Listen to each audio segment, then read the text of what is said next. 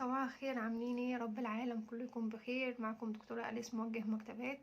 زي ما قلنا قبل كده ان القناة بتاعتنا هتبقى مناقشة ورش ثقافية وفنية، ومناقشة ملخصات لرسائل علمية. ليه حبينا نخصص الرسائل العلمية؟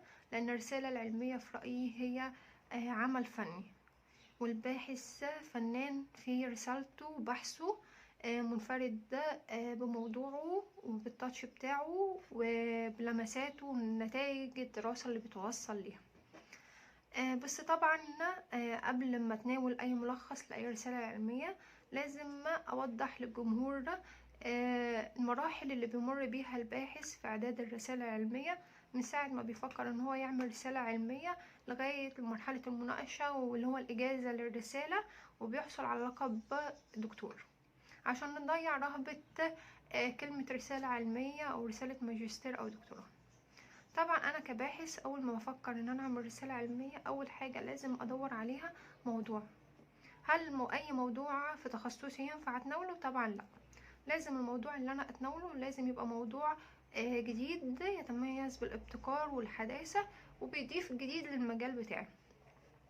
ازاي اتاكد ان النقطة اللي انا بختارها دي محدش اختارها قبل كده او فكر فيها؟ طبعا لازم اراجع قواعد البيانات في القسم بتاعي، لازم اراجع قواعد البيانات على الانترنت، لازم اراجع قواعد البيانات في المركز الرئيسي في جامعة عين شمس. لما باخد ابروف وبتأكد ان العنوان ده محدش اخده قبل كده، بناقش واشاور المشرف الرسالة بتاعتي وابدأ اعمل حاجة اسمها مخطط. ايه هو المخطط بتاع الرسالة؟ مخطط الرسالة ده عبارة عن تصور بسيط ومستقبلي للرسالة، بيوضح فصول الرسالة اللي أنا هتناولها، بوضح أهداف الرسالة، التساؤلات بتاعة الرسالة، المنهج اللي أنا هستخدمه في الرسالة، الأداة اللي هجمع بيها المادة العلمية، الدراسات السابقة اللي حصلت في موضوع الرسالة، والاختلاف بين الدراسات السابقة وبين نقطة البحث بتاعتي، وإيه الجديد اللي أنا هضيفه في البحث بتاعي. هل بمجرد ان انا اعمل المخطط بحصل على اجازة وتسجيل الموضوع بتاعي؟ طبعا لا، لازم المخطط ده يخش حاجة اسمها سيمينار.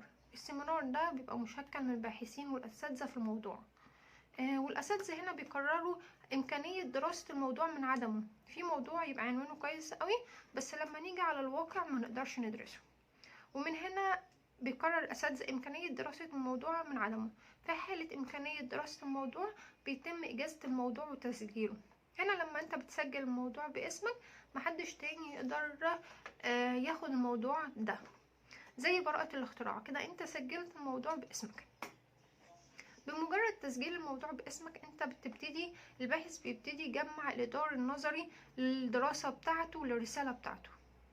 الإطار النظري بيجمعه من كل مادة علمية خاصة بالموضوع من قريب ومن بعيد، وبالتشاور مع مشرف الرسالة بيقرروا المفيد والمش المفيد، وإيه اللي هيتم حذفه وإيه اللي هيتم إضافته في الإطار النظري للرسالة.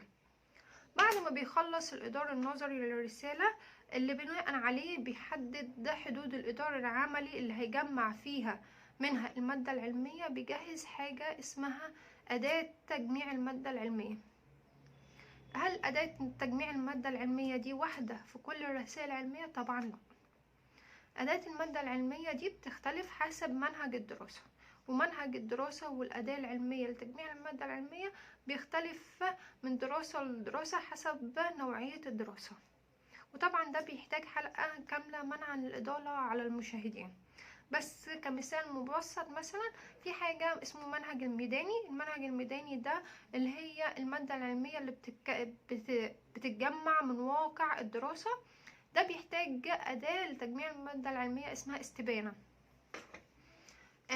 وبناء عليه بعد ما بجمع المادة العلمية بيحصل تحليل للمادة العلمية، وبعد كده بحصل على نتائج الدراسة، وبعد كده بحصل على التوصيات. كده انا جمعت الاطار النظري للدراسة والبحث، جمعت الاطار العملي والنتائج اللي انا وصلت لها والتوصيات، بناء عليه ومراجعة المشرف بيتم صياغة فصول الرسالة بالنتائج بالتوصيات بالدراسات السابقة بالمراجع اللي انا استخدمتها في الرسالة بتاعتي. بمراجعة المشرف وبالتعديلات بيتم تشكيل لجنة لتحكيم الرسالة، ولجنة التحكيم دي بيتم عليهم توزيع نسخ من الرسالة، وبيتم تحديد موعد لمناقشة الرسالة العلمية. في موعد مناقشة الرسالة العلمية بيتم انتقاد الرسالة بإيجابياتها وبسلبياتها بالتعديلات المرغوب فيها. بعد التعديلات اللي بيعملها الباحث في الرسالة بناء على تحكيم الرسالة، بيتم منحه لقب دكتور حسب بقى ساعات معتمدة أو بالتقدير، ده حسب كل كلية. وهنا أتمنى أكون فدتكم بطريقة وشرح مبسط للمراحل اللي بتمر الرسالة من مرحلة تحديد العنوان إلى المرحلة النهائية من مناقشتها وإجازتها. شكرا، تحياتي إلى الحلقة القادمة ومناقشة ملخص لرسالة علمية. تحياتي، معكم دكتورة أليس. ميرسي.